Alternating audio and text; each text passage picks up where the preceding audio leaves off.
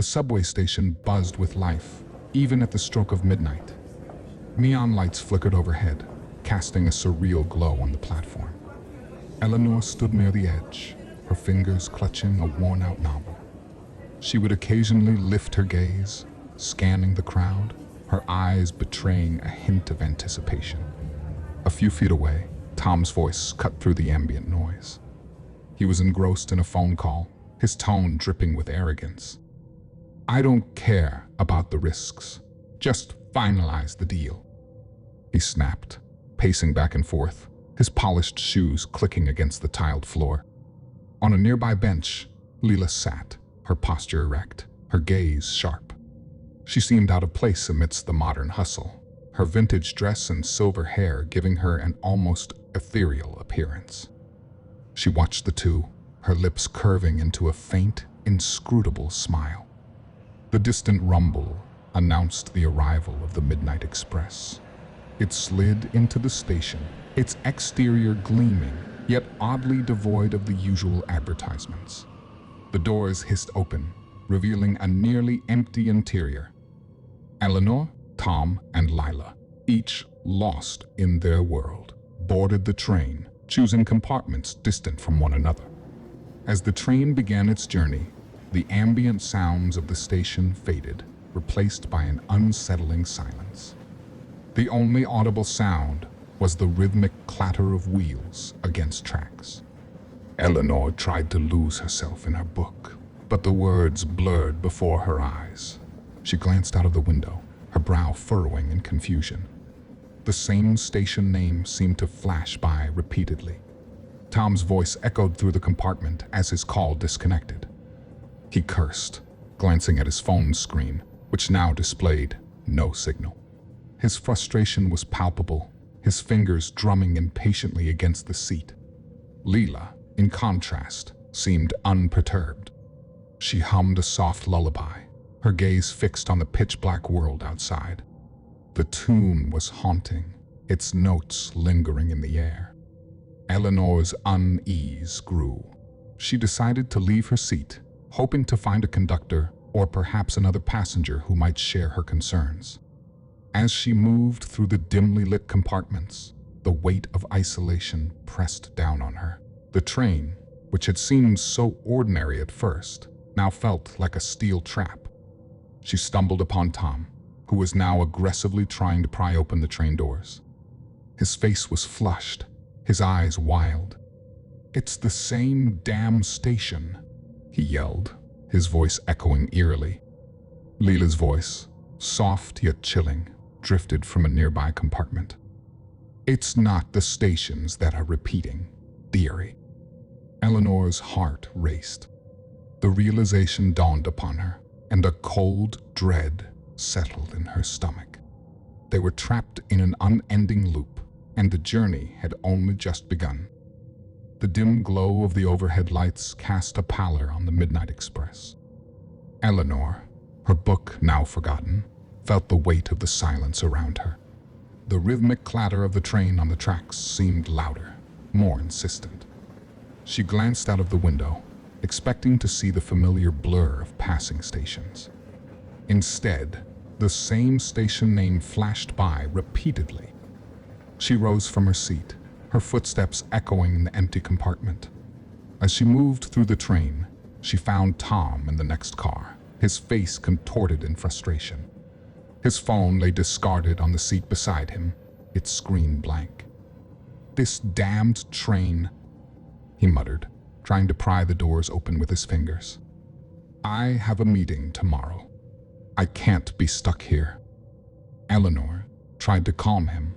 There must be an explanation. Maybe there's a conductor or someone who can help. But Tom's patience had worn thin. "Help. Look around. There's no one here but us." It was then that Lila's voice, soft and melodic, reached them from the adjoining compartment. She was humming an old lullaby, her gaze fixed on the pitch black outside. Eleanor approached her, hoping for some comfort or understanding. "It's not the stations that are repeating, dearie," Leela whispered, her eyes never leaving the window. Eleanor followed her gaze and gasped. Fleeting apparitions darted outside, faceless figures that seemed to be chasing the train, their forms barely discernible in the darkness. They appeared and vanished, like smoke being carried away by the wind. The temperature inside the train dropped suddenly. Eleanor could see her breath, and the lights dimmed further, casting an eerie blue hue. A distorted announcement crackled over the PA system. The voice, if it could be called that, was garbled and incoherent, sending shivers down Eleanor's spine. Lila leaned closer, her voice barely above a whisper. "There's a way out, you know. But it requires a certain ritual." Tom, overhearing this, scoffed. "Rituals? Are you out of your mind? We need to find a way out, not indulge in fairy tales." But Eleanor, desperate for any solution, asked, "What ritual?" Leela hesitated, her eyes darting between Eleanor and Tom. "Not here," she murmured. "Not now." Before Eleanor could press further, the train lurched violently, throwing everyone off balance. The lights flickered and went out, plunging the compartment into darkness. Eleanor could hear Tom cursing and Leela's soft humming, which now sounded more like a chant. When the lights returned, the atmosphere was even more oppressive. The windows were fogged up, obscuring the outside view. Faceless apparitions seemed closer, their forms pressing against the glass. Eleanor felt a rising panic. "We need to do something," she whispered, her voice trembling. Leela nodded slowly, her eyes filled with a mix of fear and determination. "Yes, dearie, before the loop consumes us all." The train continued its relentless journey, the same station flashing by, the same eerie silence filling the air. The loop had tightened its grip, and escape seemed more elusive than ever. The rhythmic clatter of the train wheels seemed louder, more insistent, as if urging Eleanor to act. The dim lights of the Midnight Express flickered, casting eerie shadows that danced on the walls.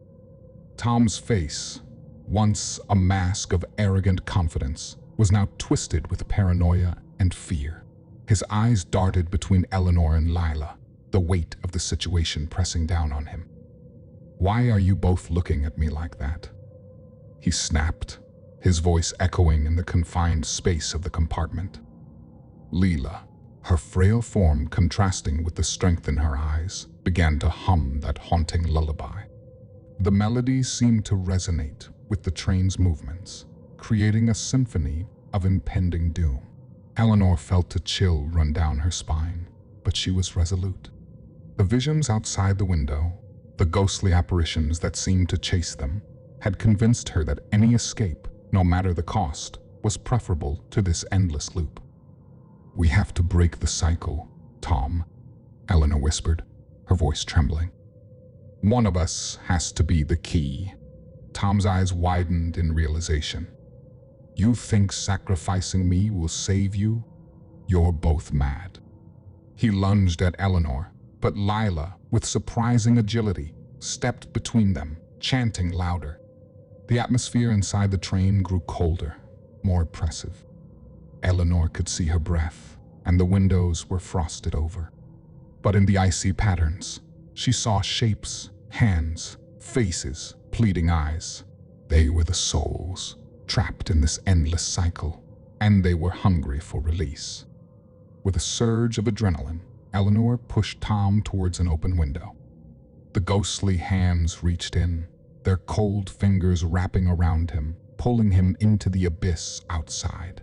His screams were cut short as the darkness swallowed him. Train, as if acknowledging the sacrifice, screeched to a sudden halt. The oppressive atmosphere lifted, replaced by an eerie silence. The doors slid open with a hiss, revealing the familiar platform of their starting station. Eleanor, her heart pounding, stepped onto the platform, Lila following closely behind. The relief Eleanor expected to feel was absent. Instead, a sinking feeling of dread settled in her stomach as she took in the scene before her. The bustling station they had left was now in ruins. Dust and cobwebs covered everything, and the once bright lights were now dim, casting the entire place in a sepia tone. The world outside the station was silent, devoid of the familiar sounds of the city. Leela turned to face Eleanor, her eyes now empty, devoid of emotion.